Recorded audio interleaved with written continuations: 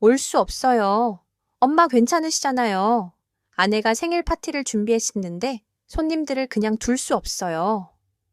최민수 박사가 내가 죽어가고 있다고 말했을 때 내 42살 아들 민준이가 한 말이 정확히 이것이었다. 말 그대로 죽어가고 있었다. 구급차 안에서 내 심장이 3번이나 멈췄는데 66살 아들은 어머니의 생명보다 지혜의 카나페를 택했다. 나는 여기 심장 박동을 유지하는 기계들에 연결된 채 누워서 이 차가운 병실 천장을 바라보고 있다. 새벽 2시인데 나는 완전히 혼자다. 심장 모니터가 불규칙하게 삐삐거리며 각 박동이 마지막이 될 수 있음을 상기시킨다. 그리고 내 아들들은 30m 떨어진 곳에서 샴페인을 들고 건배하고 있다. 응급수술에서 깨어난 이후 입안에 금속막과 소독약 냄새가 섞여 있다. 손을 움직이려 할 때마다 떨린다. 그리고 이건 약물 때문만이 아니다. 순수한 독처럼 내 혈관을 타고 흐르는 분노 때문이다. 박 여사님, 제발 쉬세요. 야간 근무 간호사 강수연이 속삭인다. 그녀는 젊은 여성으로 아마 내 며느리들 나이쯤 될 것이다. 하지만 그녀의 눈에는 내 가족에게서 수년간 보지 못한 연민이 담겨 있다. 의사 선생님이 지금 가장 중요한 건 안정을 취하는 거라고 하셨어요. 안정이요? 내 자식들에게 내가 파티보다 덜 중요하다는 걸 방금 발견했는데 어떻게 안정을 취해요? 최민수 박사는 2시간 전 전화 내용에 대해 매우 구체적으로 말했다. 그의 말은 여전히 망치 소리처럼 내 머릿속에 울린다. 그들에게 이것이 그녀의 마지막 밤이 될 수 있다고, 심장마비가 대규모였다고, 즉시 와야 한다고 명확하게 말했습니다. 태준의 대답은 형보다 더 나빴다. 선생님, 내일까지 기다릴 수 없나요? 서연이가 몇 주 전부터 모든 걸 준비했고 손님들이 다 도착했어요. 우리 엄마는 강하세요. 항상 모든 걸 극복하셨어요. 항상 모든 걸 극복했다. 그 문구가 고통스러운 메아리처럼 내 머릿속에서 울린다. 25년 전 그들의 아버지가 우리를 버리고 떠났을 때 2명의 10대와 산더미 같은 빚을 안고 혼자 남겨졌을 때 나는 극복했다. 사립대학에 보내기 위해 3가지 일을 해야 했을 때 나는 극복했다. 새벽에는 사무실 청소, 낮에는 식당 웨이트리스, 밤늦게까지 옷 수선. 내 손가락에는 아직도 재봉틀 흉터가 있다. 민준의 집 계약금을 도와주기 위해 내 집, 그들이 자란 작은 녹색 집을 팔았을 때 나는 극복했다. 임시해요, 엄마. 2년 후에 갚을게요. 그게 8년 전이었다. 태준의 사업을 위해 평생 저축한 2,800만 원을 빌려줬을 때 나는 극복했다. 안전한 투자예요, 엄마. 6개월 후에 이자까지 다 갚을게요. 사업은 3개월 만에 망했다. 지난 크리스마스 가족 만찬에서 지혜가 내 올리브색 드레스가 행사에 적절하지 않다고 나이에 맞게 입어야 한다고 가족 모두 앞에서 말했을 때 나는 극복했다. 서연이 내 일요일 저녁 식사가 너무 번거롭다고 배달 음식을 시키는 게 낫다고 결정했을 때 나는 극복했다. 할머니는 항상 모든 일에 의견을 내려고 하니까요. 라는 이유로 가족 모임에 점점 초대받지 못하게 됐을 때 나는 극복했다. 하지만 이번은 다르다. 이번에는 잃어버린 돈이나 무시당한 모욕에 관한 게 아니다. 이번에는 내가 회복할 수 없는 것에 관한 것이다. 정말 중요한 순간에 내 생명이 신락같이 매달려 있을 때 그들이 파티에 머무르기로 선택했다는 사실. 최 박사는 무거운 목소리로 설명했다. 박 여사님, 이송 중 3번 심정지가 왔습니다. 응급구조사들이 소생시켰지만 기술적으로 4분간 사망 상태였습니다. 지금 여기서 저와 대화하고 계신 게 기적입니다. 4분간 죽어 있었는데 내 자식들은 지혜의 분홍색 파티 장식을 망치지 않을까 걱정하고 있었다. 내 병실 문은 계속 닫혀 있다. 깨어난 후 5시간 동안 걱정스러운 전화도 없다. 문자 메시지도 없다. 단지 나를 살려주는 기계의 끊임없는 소리와 그들의 말에 메아리만 있을 뿐이다. 올 수 없어요. 아내가 파티를 열고 있어요. 수연이 매시간 내 활력 징후를 확인한다. 혈압이 조금 높으세요. 진심 어린 걱정으로 말한다. 긴장하게 만드는 생각을 하고 계세요? 그녀가 알기만 한다면 나는 66년간의 무조건적인 사랑이 생일 케이크와 형형색색 풍선을 위해 버려진 것에 대해 생각하고 있다. 이 순간 병원 창문을 통해 도시의 불빛을 바라보면서 내 안에 무언가가 완전히 부서지고 있다. 그리고 그것은 내 심장이 아니다. 훨씬 더 깊은 무언가다. 혹시, 아주 혹시 내가 이 세상 누군가에게 여전히 중요한 존재일지도 모른다는 마지막 희망의 방울이다. 내일 그들은 전화할 것이다. 틀림없이 싸구려 슈퍼마켓 꽃을 들고 잘 연습된 변명과 함께 나타날 것이다. 작년에 넘어져 손목이 골절됐을 때처럼 심각성을 이해하지 못했다고 내 과장이라고 생각했다고 말할 것이다. 그들이 와서 보는데 3일이 걸렸다. 하지만 너무 늦었다. 오늘 밤 그들은 내가 그들의 우선순위 목록에서 정확히 어디에 있는지 보여줬다. 그리고 그 자리는 매우, 매우 낮다. 나는 눈을 감고 40년 전으로 돌아간다. 민준이는 2살이었고 태준이는 막 태어났다. 우리는 마포구의 그 작은 투룸집에 살았다. 벽이 너무 얇아서 이웃의 숨소리까지 들릴 정도였다. 당시 남편 영호는 섬유 공장에서 일했고 나는 집에서 아이들을 돌봤다.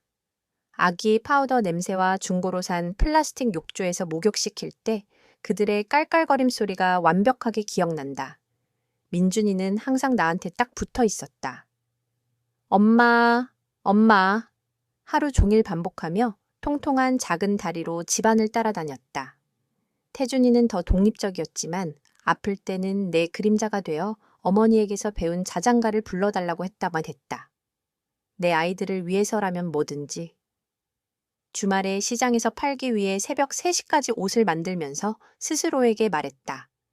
추가 수입은 모두 직접 그들의 필요에 쓰였다. 자랄 때 새 신발, 학용품, 민준이의 태권도 수업, 태준이의 가야금 레슨. 나는 2년 내내 같은 회색 드레스를 입었지만 그들은 항상 완벽했다. 무언가가 변하고 있다는 첫 신호는 민준이가 25살이 되었을 때 왔다. 그는 직장에서 지혜를 만났다.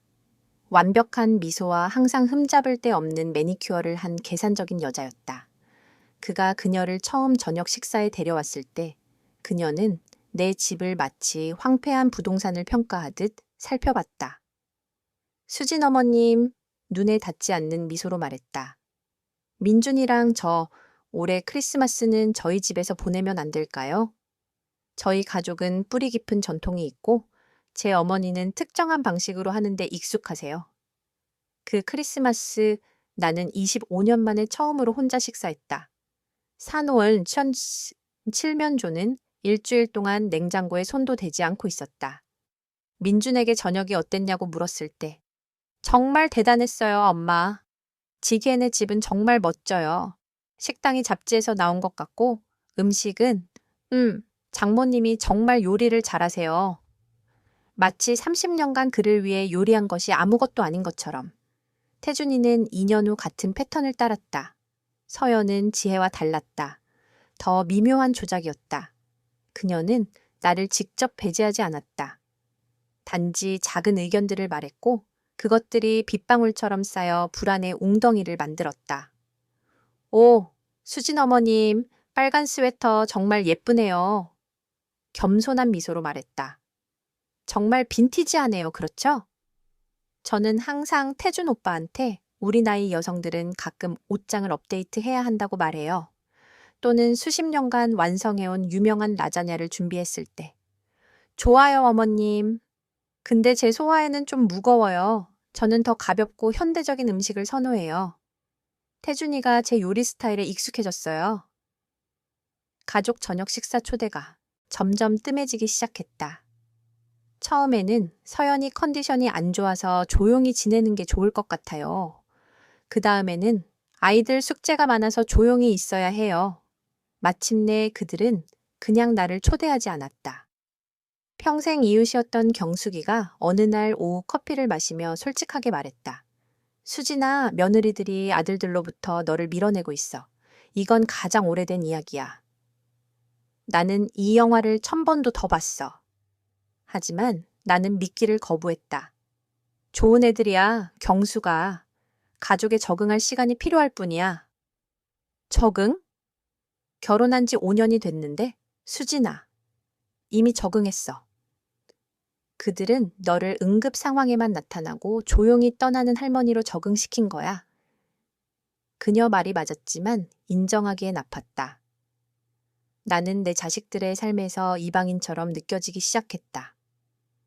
전화 대화는 기계적이 됐다. 안녕하지 엄마, 어떻게 지내세요? 좋아. 우리도. 나중에 전화할게요. 바빠요. 가장 큰 타격은 2년 전 민준을 돕기 위해 내 집을 팔았을 때 왔다. 지혜가 강남의 고급 동네에서 꿈의 집을 찾았지만 계약금으로 1억 원이 필요했다. 엄마, 민준이 어렸을 때 무언가를 원할 때 쓰던 목소리로 말했다. 많이 부탁드리는 거 아는데 이건 우리의 기회예요. 엄청난 투자예요. 5년 후에 이 집은 2배 가치가 될 거예요. 나는 내 작은 온실집을 팔았다. 아이들을 키운 곳, 문틀에 그들의 키가 표시된 곳, 그들이 첫걸음을 뗀 곳. 나는 엘리베이터도 없는 건물의 작은 원룸으로 이사했다. 하지만 그들은 꿈의 집을 가졌다. 그들의 새 집을 처음 방문했을 때 지혜가 긴장된 미소로 문에서 나를 맞았다. 수진 어머님, 무슨 일이세요? 먼저 전화하셨어야죠. 저녁에 친구들을 초대했어요. 그녀는 나를 안으로 들이지 않았다. 나는 내가 사는데 도움을 준 집의 문턱에 서서 잘못된 시간에 도착한 세일즈맨처럼 느꼈다. 그냥 이걸 가져다 주려고요. 그들을 위해 특별히 만든 초콜릿 케이크를 건네며 말했다. 민준이가 어렸을 때부터 제일 좋아했던 거예요. 오, 좋네요.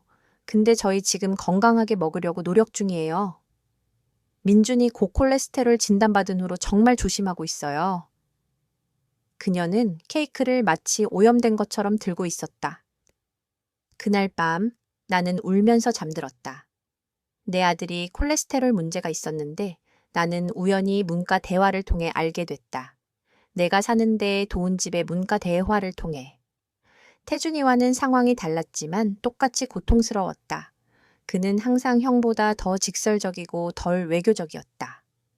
전자제품 수입 사업이 문제가 생기기 시작했을 때 그는 바로 요점으로 갔다. 엄마, 800만 원이 필요해요. 사업을 살리려고요. 이번 주에 구하지 못하면 문 닫고 수년간 빚더미에 앉게 돼요. 그게 내 모든 저축이었다. 새벽에 일하며 모은 모든 원. 10년간 연금에서 저축한 모든 동전. 하지만 그는 내 아들이었다. 내가 밤새 안고 있던 아기였다. 그가 열이 났을 때. 빌려줄게 아들아. 근데 차용증에 서명해야 해. 불신이 아니야. 그냥 정리하려고. 서연이 분개했다. 차용증이요? 진짜요? 수진 어머님? 자기 아들한테 이자를 받으시려고요? 무슨 어머니가 그래요? 결국 나는 차용증 없이 돈을 빌려줬다. 내 아들이야. 그 돈이 너한테 무슨 의미인지 알아라고 스스로에게 말했다. 사업은 3개월 만에 망했다. 800만 원은 수년간의 희생과 품위 있는 노년의 꿈과 함께 사라졌다. 태준이 말했다. 엄마, 사업이 어떤지 아시잖아요. 때론 이기고 때론 져요. 적어도 시도했어요. 마치 내 돈이 카지노 칩이었고 수십 년간의 노동 결과가 아닌 것처럼. 이제 이 기계들에 연결된 채 이 차가운 병원에서 나는 모든 그 순간들이 나를 오늘 밤을 위해 준비시켰다는 걸 이해해야 한다. 가면이 마침내 벗겨지고 나는 벌거벗은 진실을 볼 수 있었던 밤. 내 자식들에게 나는 쓸모없는 존재다. 통증은 3일 전 일요일 민준이네 집에서 점심 식사 중에 시작됐다. 내 역 60몇 번째 생일이었지만 아무도 기억하지 못하는 것 같았다. 지혜가 가벼운 샐러드와 구운 닭고기를 준비했다. 그들이 어렸을 때 내가 조직했던 축하 행사와는 전혀 다른. 엄마, 피곤해 보이세요. 태준이 휴대폰에서 눈을 떼지 않고 음식을 이리저리 만지며 말했다. 잘 주무세요? 사실 나는 몇 주 동안 제대로 자지 못했다. 가슴에 이상한 압박감이 매일 밤 새벽 3시에 나를 깨웠다. 마치 누군가 내 갈비뼈 위에 앉아 있는 것 같았다. 하지만 걱정시키고 싶지 않았다. 그들이 내 병을 부르기 시작한 또 다른 과장이라고 생각하는 걸 원하지 않았다. 괜찮아, 얘야. 밤에 속쓰림이 조금 있어. 지혜가 건조하게 웃었다. 우리 나이에는 몸이 음식을 똑같이 처리하지 못해요, 수진 어머님. 제 엄마한테도 말해요. 더 가볍게 먹어야 한다고. 향신료 적게, 지방 적게. 66살 여성의 몸은 30살과 다르죠.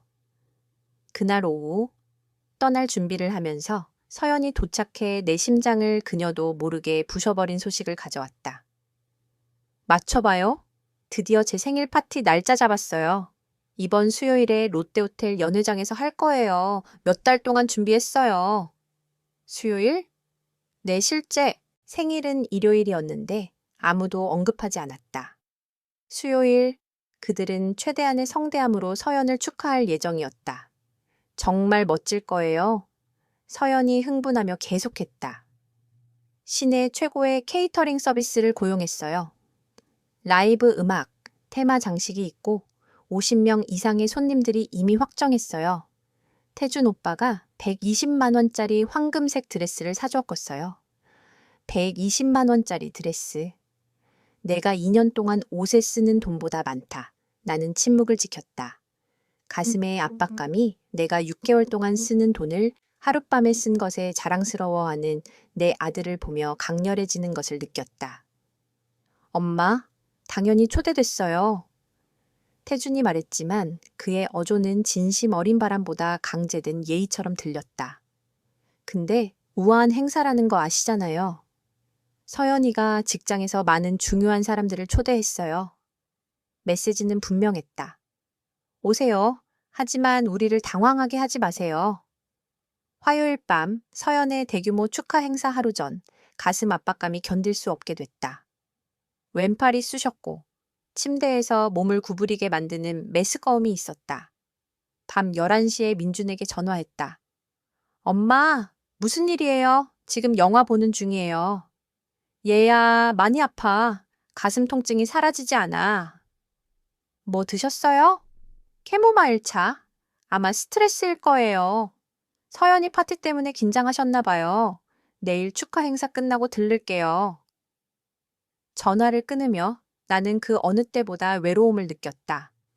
내 고통조차 며느리 파티가 끝날 때까지 기다려야 했다. 그날 밤 나는 단 1분도 잘 수 없었다. 통증이 턱, 목, 등으로 퍼졌다. 마치 거대한 고무줄이 내 몸통을 조이는 것 같았다. 새벽 5시에 경숙에게 전화했다.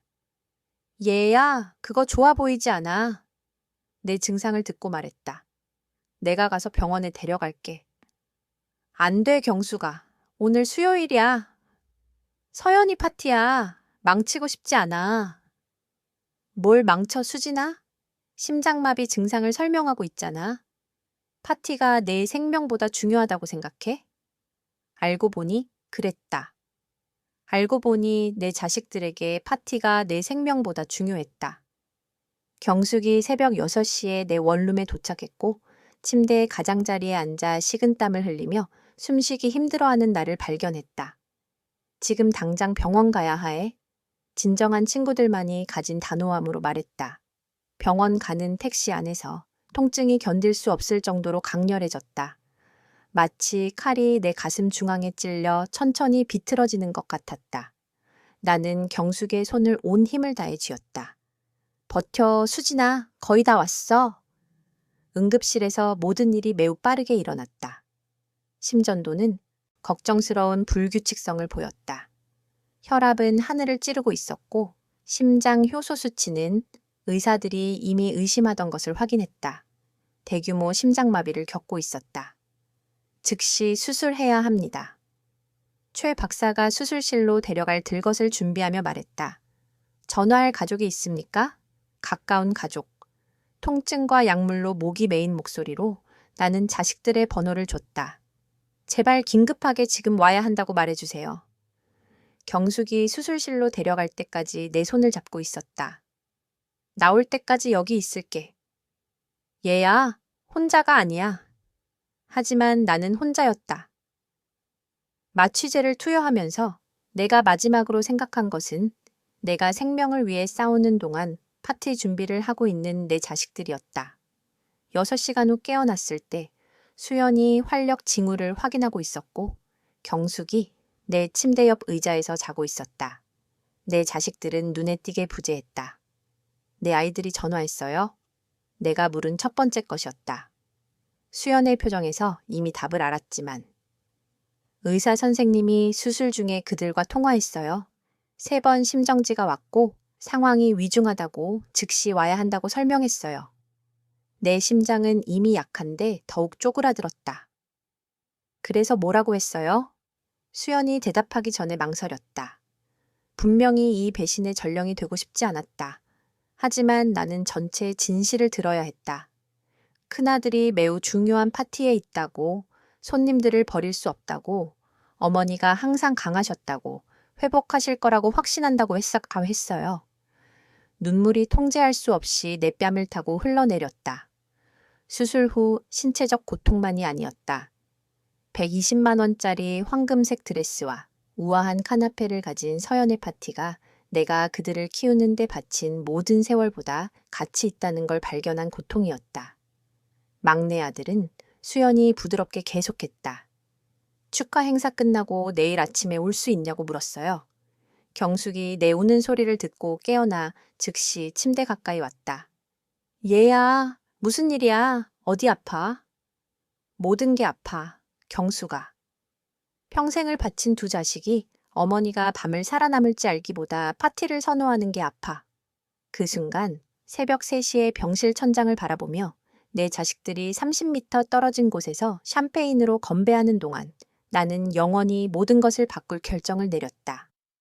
다음 3일은 내가 경험할 거라고 생각하지 못했던 감정의 롤러코스터였다. 자식들로부터 전화 한 통 없이 지나가는 매 시간이 이미 말 그대로 부서진 심장에 더 깊은 칼날처럼 느껴졌다. 수연은 내가 그들에 대해 물을 때마다 내 눈을 피하기 시작했다. 목요일 아침, 서연의 파티가 끝난 지 24시간 후 병실 전화가 마침내 울렸다. 내 심장이 너무 빨리 뛰어서 기계가 놀랍게 삐삐거리기 시작했다. 민준이었다. 엄마, 어떻게 지내세요? 방금 병원에 계시다는 건지 알았어요. 왜 아무 말도 안 하셨어요? 피가 내 머리로 몰렸다. 이 모든 일이 있은 후에, 의사들이 여러 번 전화한 후에 그는 감히 왜 내가 말하지 않았냐고 물었다. 민준아, 나는 내 것이라고 인식하지 못하는 목소리로 말했다. 의사들이 수요일에 너한테 전화했어. 내가 죽어가고 있다고 즉시 와야 한다고 말했어. 전화기 저편에서 어색한 침묵이 흘렀다. 아, 네. 서연이 파티가 정말 중요했어요. 사람들이 정말 먼 곳에서 왔어요. 그냥 다 취소할 수 없었어요. 게다가 엄마는 항상 강하셨잖아요. 몇 시간 기다릴 수 있을 거라고 생각했어요. 몇 시간? 내 생명이 몇 시간 기다릴 수 있다고. 엄마, 과장하지 마세요. 지금 괜찮으시잖아요. 의사가 수술 성공했다고 했어요. 일요일 점심 후에 뵈러 갈게요. 괜찮으세요? 일요일? 3일이나 남았다. 내 첫 심장마비는 일요일 점심까지 기다려야 했다. 나는 작별 인사 없이 전화를 끊었다. 약을 정리하는 척하며 사생활을 주던 수연이 걱정스러운 표정으로 다가왔다. 박 여사님, 혈압이 방금 치솟았어요. 괜찮으세요? 아니요, 수연 씨. 괜찮지 않아요.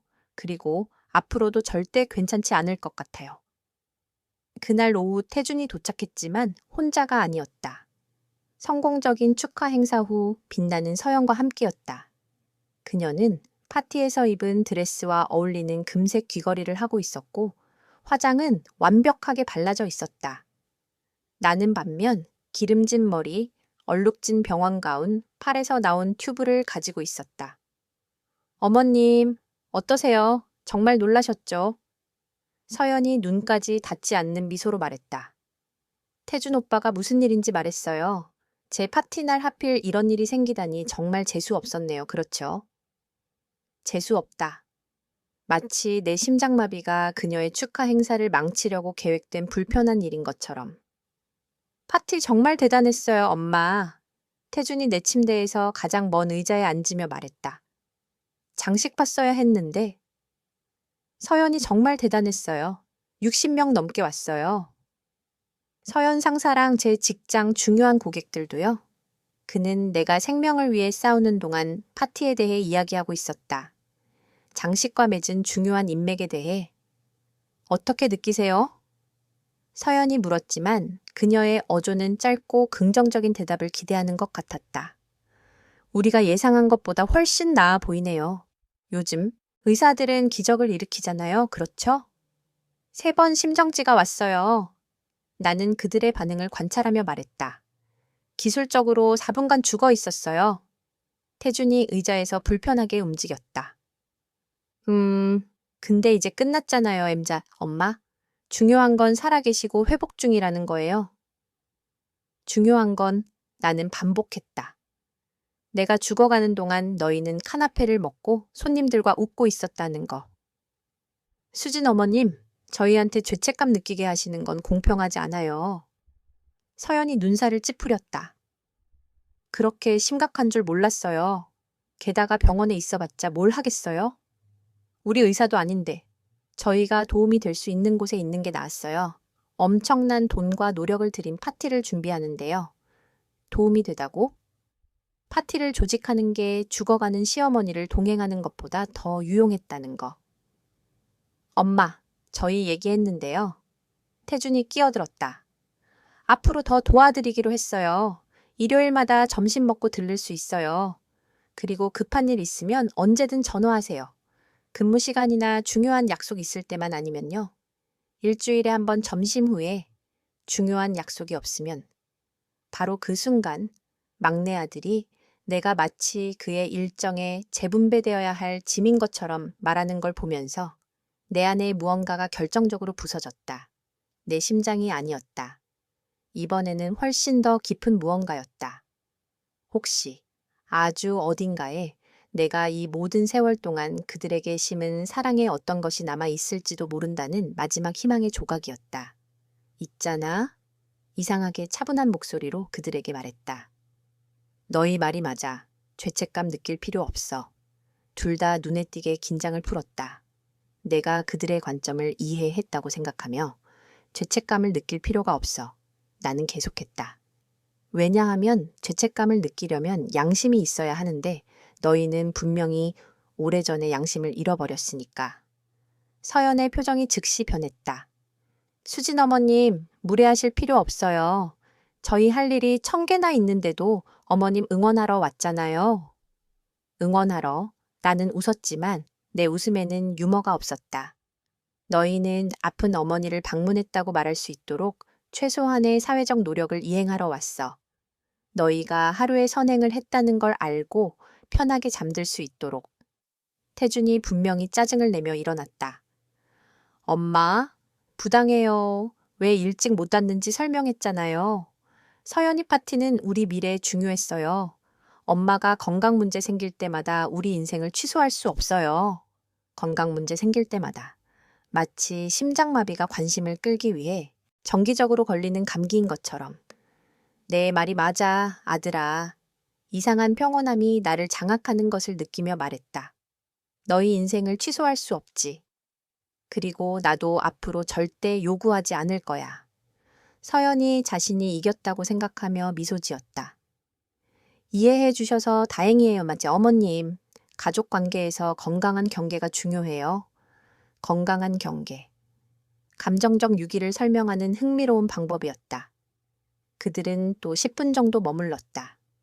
주로 자기들끼리 주말 계획에 대해, 다음 달 계획한 여행에 대해, 서연이 거실에 사고 싶어하는 새 러그에 대해 이야기했다. 나는 그들의 번창하고 바쁜 삶에 침묵하는 관객일 뿐이었다. 마침내 떠날 때 곧 돌아오겠다고 애매하게 약속하며 지혜가 더 많은 요양원을 알아보기 시작할게요. 라고 덧붙였다. 몸조리 잘하세요, 어머님. 서연이 거짓 미소로 말했다. 아무 걱정하지 마세요. 저희가 다 알아서 할게요. 그들은 떠났다. 서연의 비싼 향수 냄새와 빈 약속의 메아리를 남기고 나는 방에 혼자 남겨졌다. 내 자식들이 방금 나간 문을 바라보며 몇 분 후면 경숙이 들어와 내 계획의 마지막 단계를 도와줄 것이다. 몇 시간 후면 나는 부산행 버스를 탈 것이다.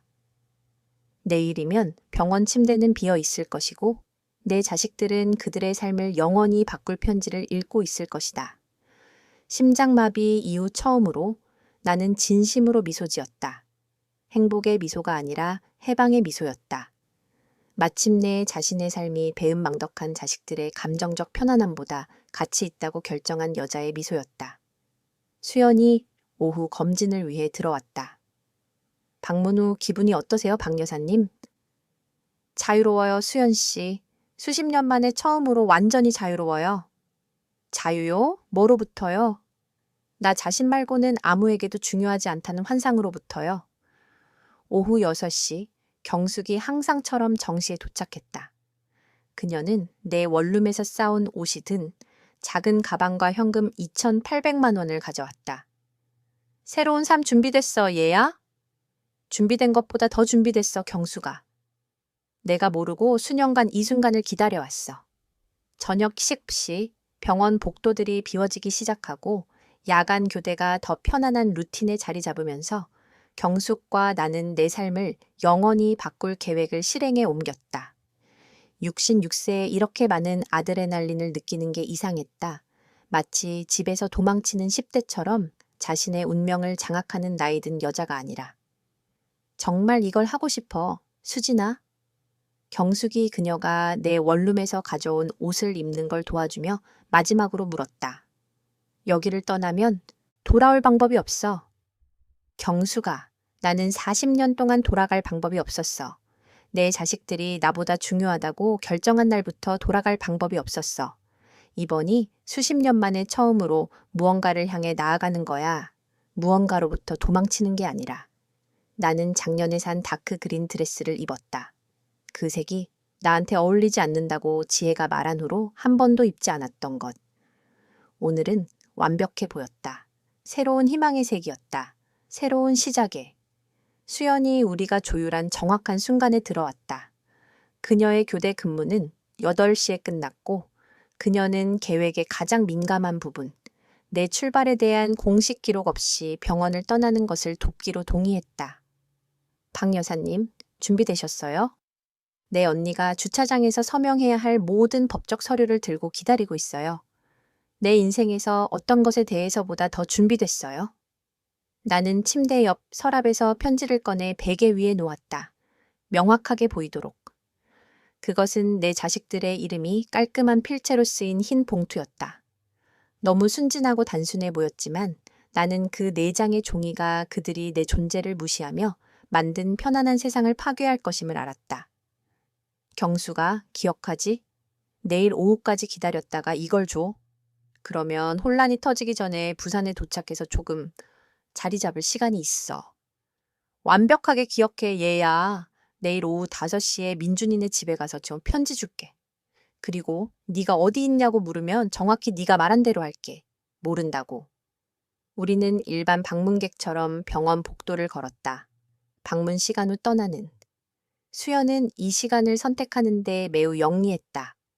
우리가 눈에 띄지 않을 만큼 충분한 사람들의 움직임이 있었지만 작은 가방을 든 나이 든 여자에게 특별한 주의를 기울일 정도로 많지는 않았다.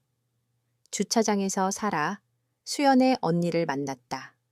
그녀는 40대의 진지하지만 친절한 표정을 가진 여자였고 전문적으로 손을 내밀었다. 박 여사님, 저는 사라 밀러 변호사입니다. 언니가 상황을 설명했고 전적으로 지지한다는 걸 알아주세요. 하시는 일은 많은 용기가 필요해요. 감사합니다, 변호사님. 서류 다 준비되셨나요? 여기 있어요. 이 위임장은 이경숙 여사에게 이 도시에서 당신의 재정적, 법적 문제에 대한 완전한 권한을 줍니다. 그녀는 물건을 팔고 계약을 취소하고 발생하는 모든 문제를 처리할 수 있어요. 또한 당신이 정신적으로 능력이 있고 결과를 완전히 인식하며 이 결정을 내리고 있다는 것을 증명하는 이 문서도 준비했어요. 나는 주차장의 노란 불빛 아래에서 모든 서류에 서명했다. 각 서명이 내 이전 삶에서 더 멀어지고 내 자유에 더 가까워지는 것을 느끼며, 그리고 만약 내 자식들이 이 문서들을 이용해서 나를 정신적으로 무능력하다고 선언하려고 하면? 물었다. 불가능해요. 사라가 자신 있게 대답했다. 증인들이 있어요. 당신이 완전한 능력을 갖추고 있다는 의료 문서가 있어요. 그리고 이것이 충동적인 결정이 아니라 잘 생각된 결정이라는 증거가 있어요. 게다가 당신은 어디서 어떻게 살지 결정할 절대적 권리가 있는 고령 성인이에요. 경수기 버스 터미널까지 나를 동행했다. 택시 이동은 조용했다. 각자 자신의 생각에 빠져 터미널에 도착했을 때 밤 10시에 출발하는 부산행 야간 버스표를 샀다. 12시간 걸려요. 터미널 직원이 설명했다. 내일 오전 10시에 도착해요. 완벽했다. 내 자식들이 편지를 받을 때쯤이면 나는 이미 400km 떨어진 곳에서 새 삶을 시작하고 있을 것이다. 수진아, 대기실에서 기다리며 경숙이 말했다. 네가 정말 자랑스러워, 뭐. 네 나이에 처음부터 시작할 용기가 있는 여자가 많지 않아. 처음부터가 아니야, 경수가. 66년의 경험, 주머니에 2,800만 원, 그리고 관심의 부스러기보다 더 나은 걸 받을 자격이 있다는 확신을 가지고 시작하는 거야. 내 버스가 안내방송으로 나왔을 때 우리는 이 모든 우정의 세월 동안 자매가 된 것처럼 포옹했다. 잘 지내, 얘야. 그리고 도착하는 즉시 전화해서 안전하고 잘 있다는 걸 알려줘. 일주일에 한 번 전화할게, 경수가. 너는 나에게 남은 유일한 진짜 가족이야. 내 안녕이 정말로 중요하다는 걸 보여준 유일한 사람. 나는 작은 가방과 내 심장을 가지고 버스에 탔다. 수년 만에 느껴보지 못한 감정으로 가득 찬, 정확히 행복은 아니었지만 더 깊은 무언가였다. 회복된 존엄성이었다. 창가 자리를 찾았고 버스가 내가 평생 살아온 도시를 떠나면서 내 자식들에게 마지막 문자 메시지를 보내기 위해 휴대폰을 꺼냈다. 터미널로 가는 동안 결정했다. 무언가를 보내야 한다고. 내 이유를 설명하기 위해서가 아니라. 그건 이미 편지에 있었다. 하지만 이 작별이 최종적이라는 걸 알게 하기 위해. 민준, 태준, 이걸 읽을 때쯤이면 나는 이미 멀리 있을 거야. 내 병실 침대에서 모든 걸 설명하는 편지를 찾을 거야. 나를 찾지 마. 이건 내 최종 결정이야. 너희의 바쁜 삶과 분명한 우선순위와 함께 행복해라. 나는 너희 없이 행복할 거야. 박수진 메시지를 보내고 즉시 휴대폰을 껐다. 그들의 필사적인 답장, 감정적 조작 시도, 마지막 순간 애원을 읽고 싶지 않았다. 그들은 내가 사랑한다는 걸 보여줄 평생이 있었다. 그리고 그들은 반대를 보여주기로 선택했다. 버스는 밤길을 계속 갔다. 마일마다 나를 인정받지 못한 희생의 삶에서 멀어지게 하고 새로운 가능성의 삶에 더 가까이 데려갔다. 창문을 통해 지나가는 작은 마을들의 불빛을 봤다. 다른 어머니들이 아마도 그들을 소중히 여기는 자식들과 저녁을 먹고 있을 집들, 다른 가족들이 진정한 키스와 지켜진 약속으로 작별 인사를 하는 곳, 새벽 2시, 대부분의 승객들이 잠들어 있을 때 나는 내가 남겨둔 모든 것과 나를 기다리는 모든 것에 대해 생각하며 깨어 있었다. 슬픔도 죄책감도 느껴지지 않았다. 수십 년 동안 경험하지 못한 무언가를 느꼈다. 희망. 사촌 미영이 전화로 말했었다. 부산은 공원과 시장으로 가득한 아름다운 도시라고. 완벽한 날씨와 따뜻한 사람들이 있다고. 여기서 처음부터 시작할 수 있어. 수진아. 여기서는 아무도 내 이야기를 모르고 새로운 이야기를 쓸 수 있어. 새로운 이야기를 쓰다. 그 생각이 마음에 들었다. 성인이 된 후 처음으로 내 이야기의 주인공이 될 것이다. 내 자식들의 삶에서 조연이 아니라. 버스는 계속 나아갔다. 나를 내 자유를 향해 데려가며 부산에 월요일 아침 10시 정확히 도착했다. 계산했던 그대로. 태양이 수년간 보지 못한 강렬함으로 빛났다. 마치 날씨조차 내 새로운 삶을 축하하는 것 같았다. 사촌 미영이 터미널에서 미소를 지으며 나를 기다리고 있었다. 그 미소가 즉시 내 어머니, 그녀의 이모를 떠올리게 했다. 어머니는 항상 진정한 가족은 피를 나눈 사람이 아니라 고통과 기쁨을 나누는 사람이라고 말했었다. 수진아, 보니까 정말 반가워. 수년간 내 자식들이 주지 않은 따뜻함으로 나를 껴안으며 말했다. 여행에 지쳐 보이는데 내 눈에 뭔가 달라. 마치 어딘가에 아주 무거운 짐을 두고 온 것 같아. 맞아, 미영아. 여기서 400km 떨어진 곳에 40년간의 짐을 두고 왔어.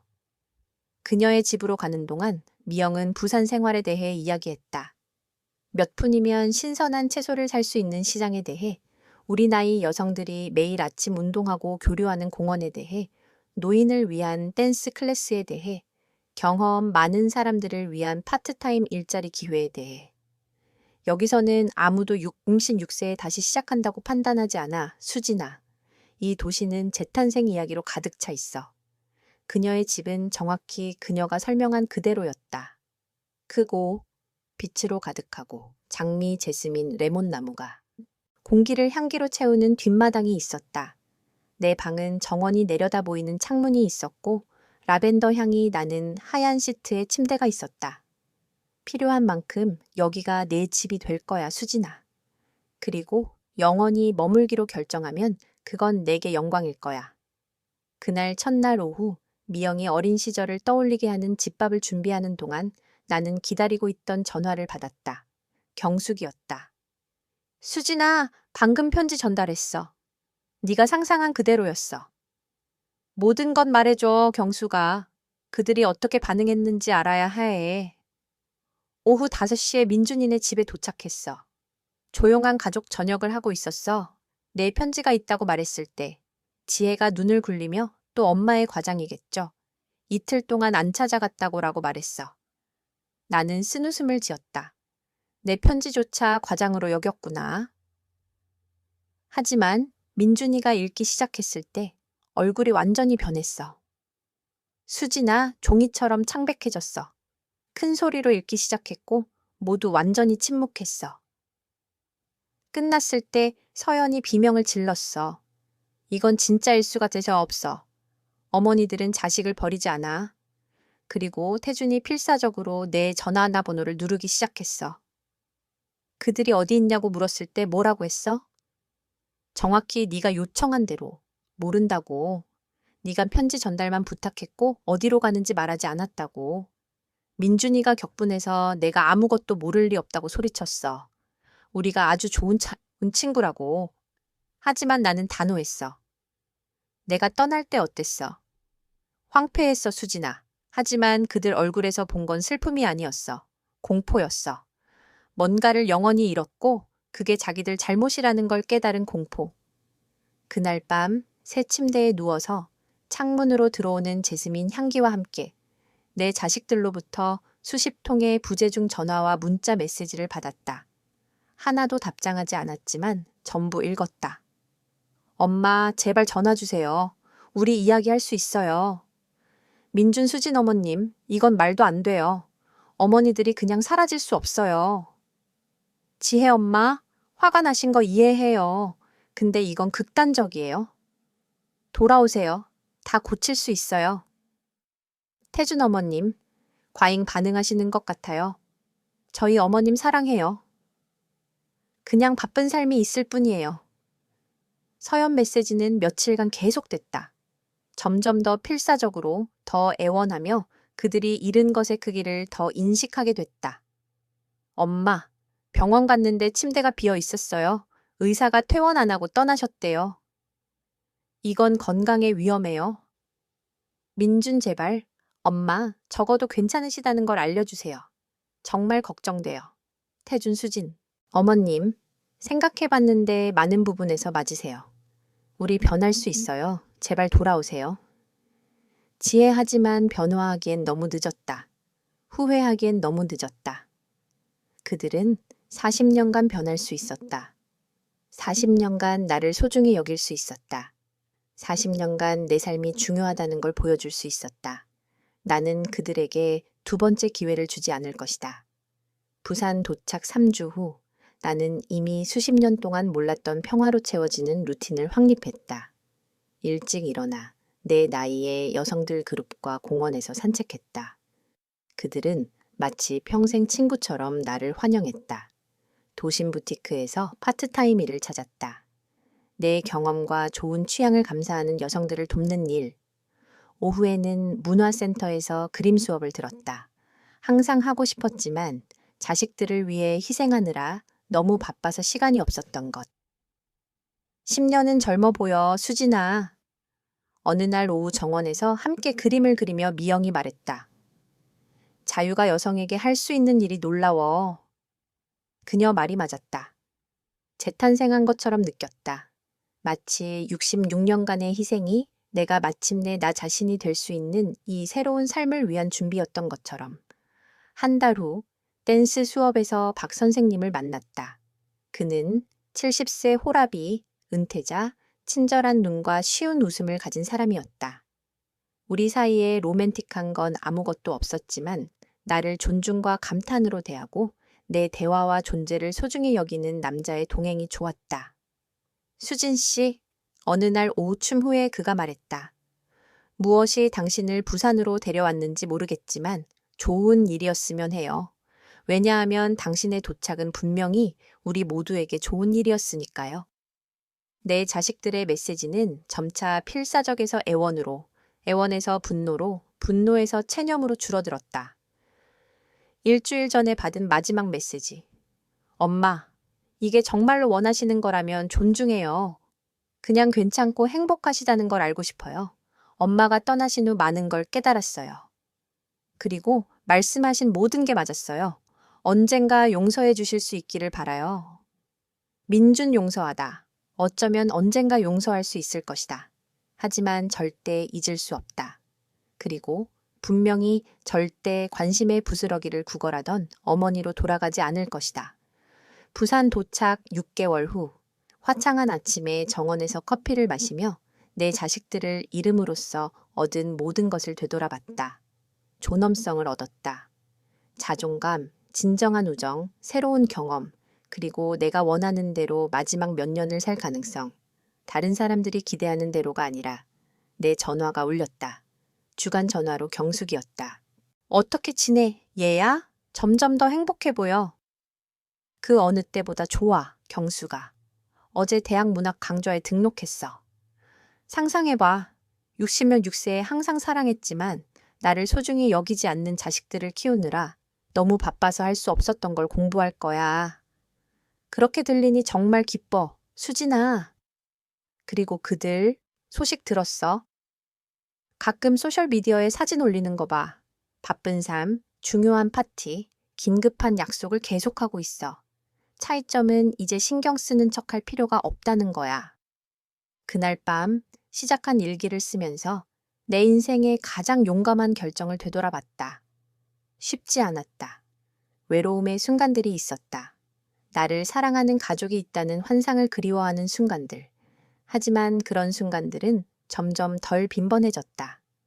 마침내 나를 위해 사는 깊은 만족감으로 대체됐다. 친애하는 일기에게 오늘 67세가 됐다. 자식들이 전화하기를 기대하지 않고 그들의 무관심에 실망하지 않고 보내는 첫 생일이다. 미영이 공원 친구들과 작은 파티를 준비해줬다. 그리고 수십 년 만에 처음으로 진심으로 사랑받고 소중히 여겨진다고 느꼈다. 이것이 내가 받을 자격이 있는 삶이다. 이것이 내가 항상 가졌어야 할 삶이다. 일기를 덮고 달빛에 비친 정원을 내다봤다. 내일은 내 새로운 삶의 또 다른 날이 될 것이다. 또 다른 자유의 날. 단순히 수진이 되는 날. 버려진 어머니가 아니라 희생한 여성이 아니라 자신의 조건으로 사는 완전한 여성. 그리고 40년 만에 처음으로 그것으로 충분했다.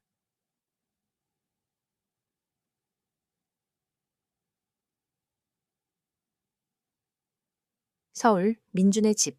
같은 시간. 민준은 어머니의 편지를 손에 들고 거실에 앉아 있었다. 벌써 100번도 넘게 읽었지만 매번 같은 고통을 느꼈다. 형, 탐정을 고용해야 해. 태준이 좌절하며 말했다. 엄마를 찾아야 해. 찾아서 뭐 할 건데?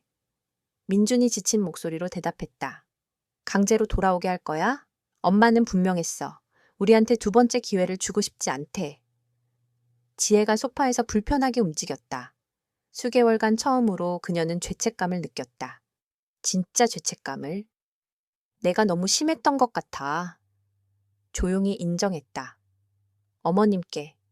어머님이 단지 제가 민준이 오빠를 빼앗을까봐 두려웠어요.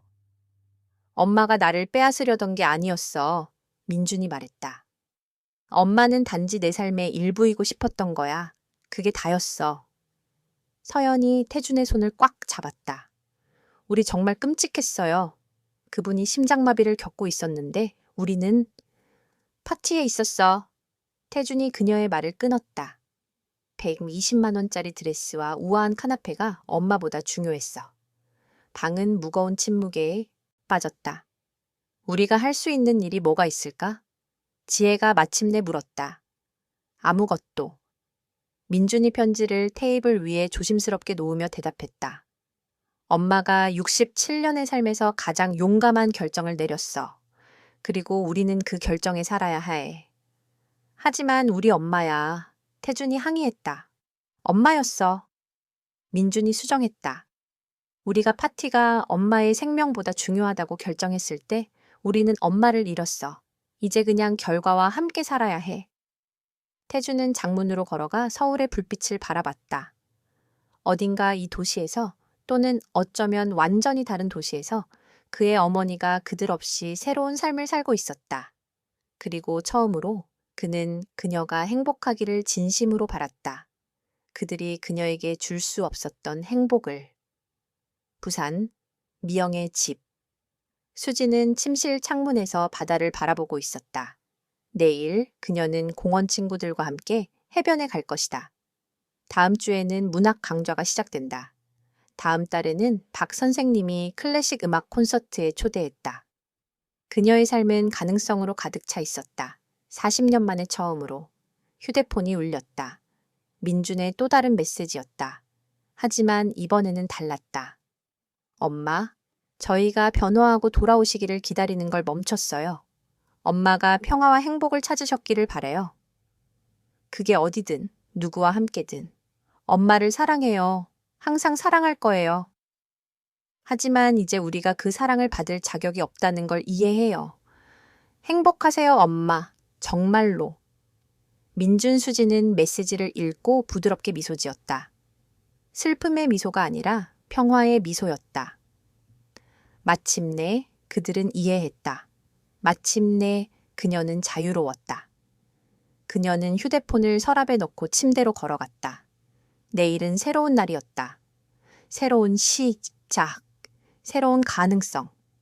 그리고 처음으로 66년 동안 박수진은 완전히 그리고 절대적으로 자신의 것인 삶을 위해 잠들었다. 부산의 봄은 서울과 달랐다. 더 부드럽고 더 따뜻하고 약속으로 가득 차 있었다. 수지는 미영의 집 정원에서 이젤 앞에 앉아 처음으로 자신의 초상화를 그리고 있었다. 67년 만에 처음으로 자신의 얼굴을 진정으로 보고 있었다. 주름, 흰 머리카락, 눈가의 웃음주름, 모두 아름다웠다. 왜냐하면 이제 그것들은 희생의 증거가 아니라 생존의 지도였기 때문이다. 정말 멋진 그림이야, 수진아. 박 선생님이 아침 커피를 가져오며 말했다. 그들의 우정은 지난 몇 달 동안 천천히 아름답게 깊어졌다. 로맨스는 아니었지만 그보다 더 깊은 무언가였다.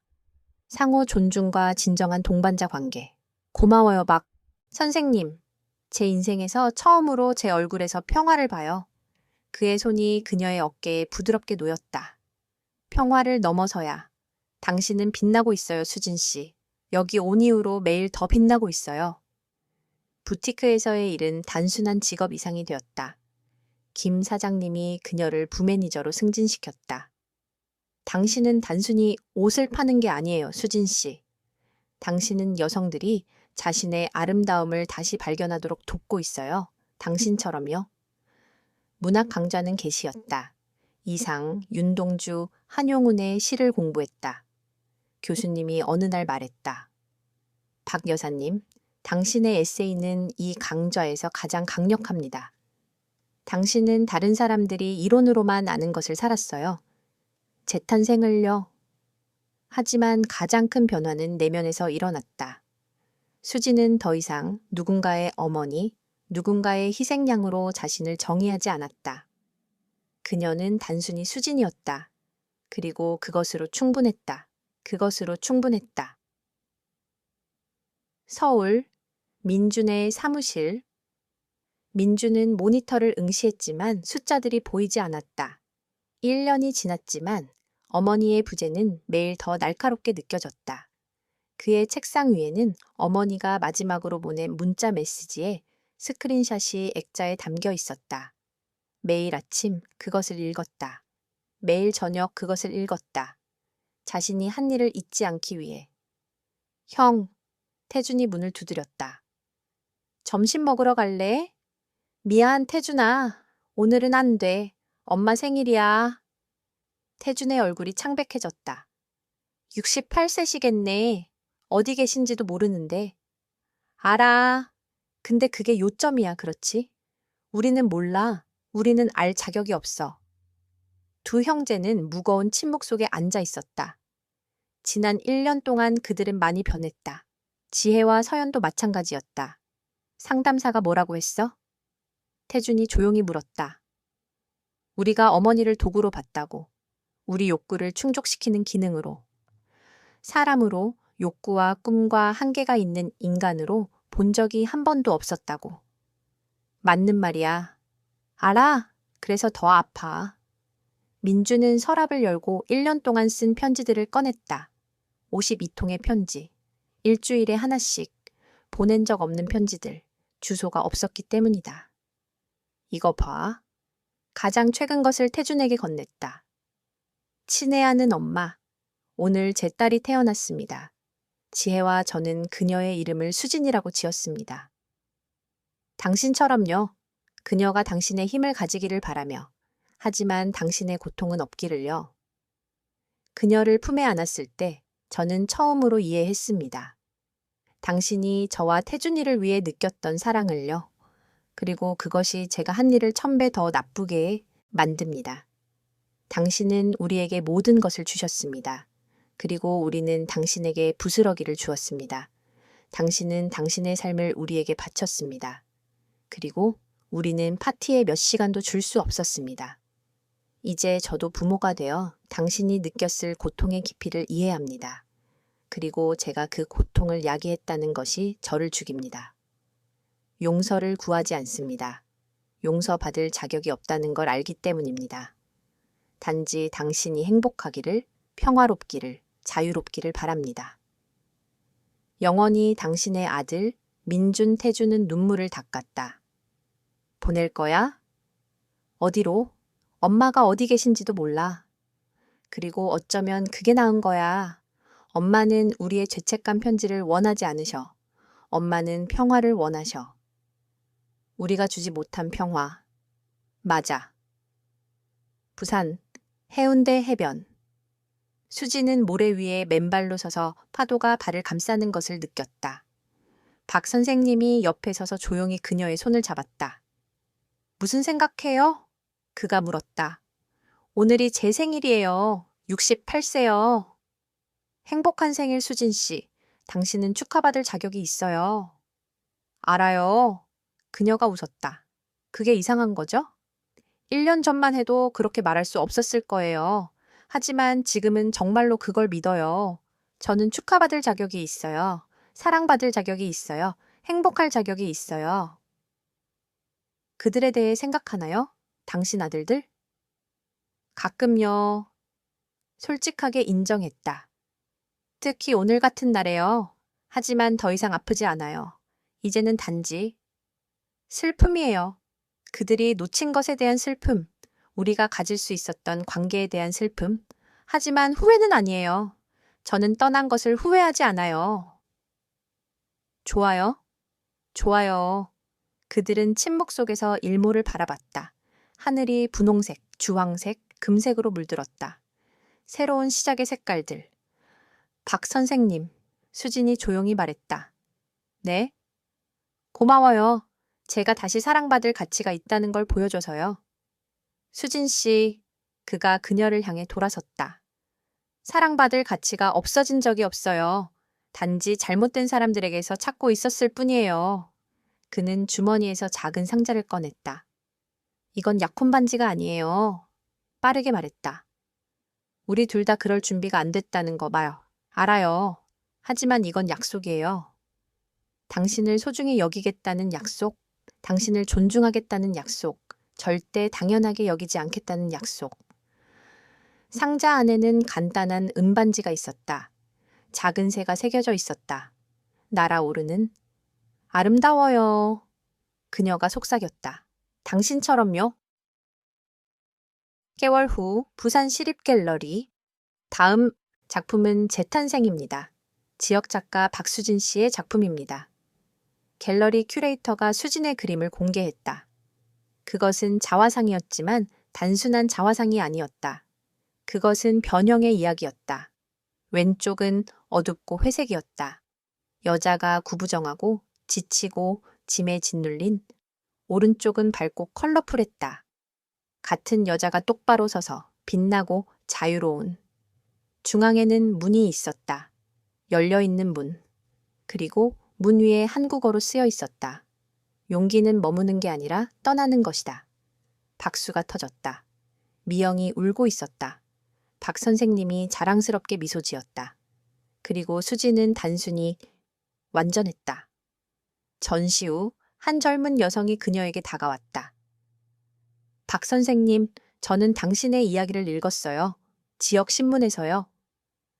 그리고 제게 제 자신의 상황에서 떠날 용기를 주었어요. 저는 오랫동안 학대적인 관계에 있었어요. 하지만 당신의 이야기를 읽은 후 저는 깨달았어요. 67세에 새로 시작할 수 있다면 28세인 저도 할 수 있다는 걸요. 수지는 그녀의 손을 잡았다. 할 수 있어요. 얘야. 그리고 할 거예요. 왜냐하면 당신은 그럴 자격이 있으니까. 그날 밤 수지는 일기를 썼다. 친애하는 일기에게. 오늘 나의 고통이 다른 사람의 자유가 되었다. 그리고 그것이 모든 것을 가치 있게 만든다. 내 아들들이 나를 버렸을 때 나는 내 삶이 끝났다고 생각했다. 하지만 실제로는 그것이 시작이었다. 67년 동안 나는 다른 사람들을 위해 살았다. 이제 남은 시간 동안 나를 위해 살 것이다. 그리고 그것으로 충분하다. 그것으로 충분하다. 수진. 1년 후 서울. 민주는 2살 된 딸 수진이를 무릎에 앉히고 오래된 사진 앨범을 넘겼다. 이게 네 할머니야, 수진아. 네가 이름을 따온 분이야. 작은 수진이가 사진 속 젊은 여성을 손가락으로 가리켰다. 예뻐요. 응, 예뻐. 하지만 그것보다 더 중요한 건 강했어.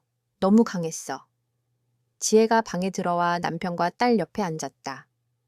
그녀도 많이 변했다. 더 이상 완벽한 머리와 흠없는 옷이 아니었다. 이제 그녀는 인간적이었다. 진짜였다. 오늘 상담사가 뭐라고 했어? 그녀가 물었다.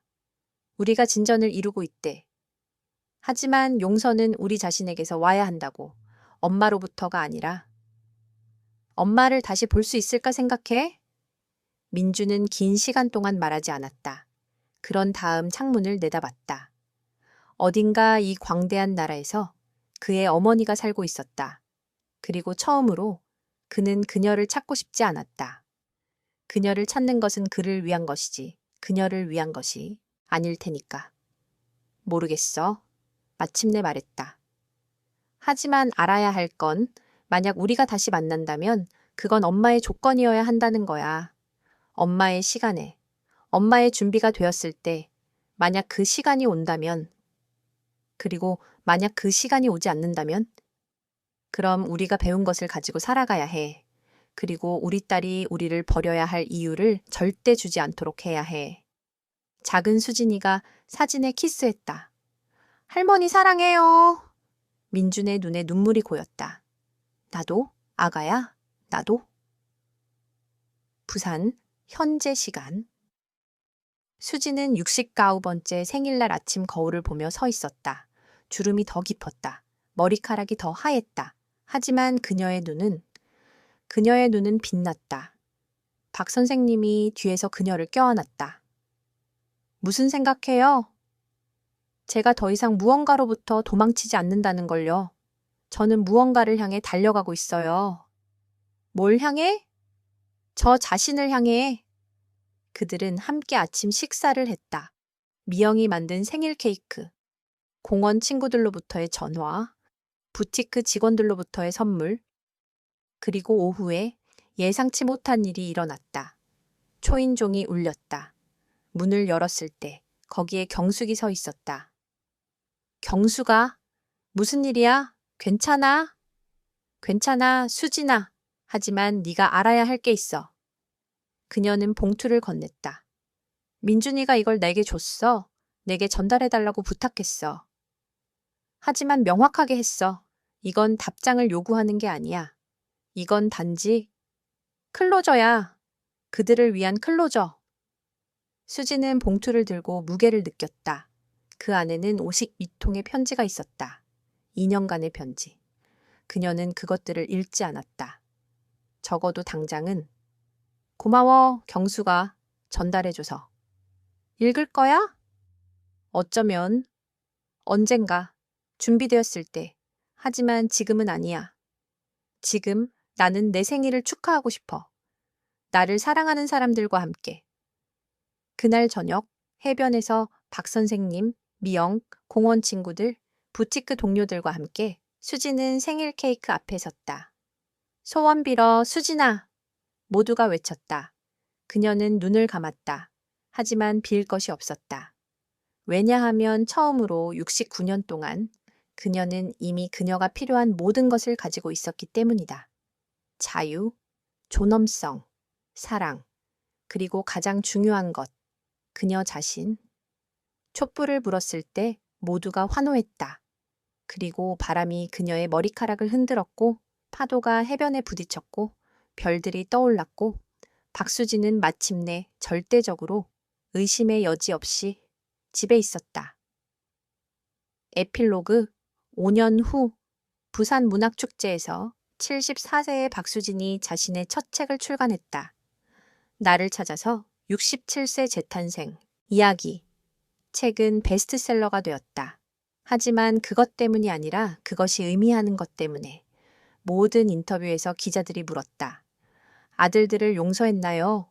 그리고 매번 그녀는 같은 대답을 했다. 용서는 그들의 짐이 아니라 제 것이 아니에요. 저는 그들이 배우기를, 성장하기를, 더 나은 부모가 되기를 바라요. 하지만 그것은 그들의 여정이에요. 제 여정은 제 자신을 찾는 것이었어요. 그리고 그걸 했어요. 다시 만날 날이 올까요? 어쩌면요? 어쩌면 아닐지도요. 하지만 더 이상 제 행복이 그것에 달려있지 않아요. 그리고 그것이 진정한 자유였다.